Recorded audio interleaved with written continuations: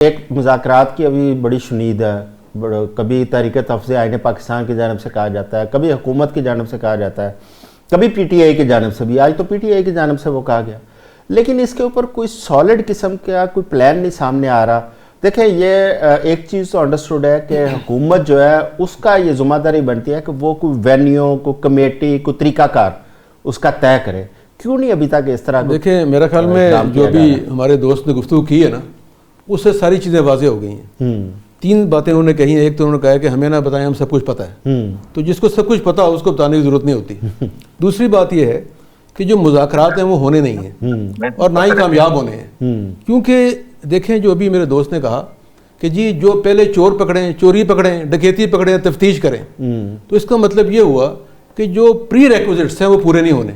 election हो गया, 1.5 साल गुजर गया, हुकूमतें बन गई, अभी पिछला रोना रो रहे हैं, 47 फॉर्म, 42 फॉर्म,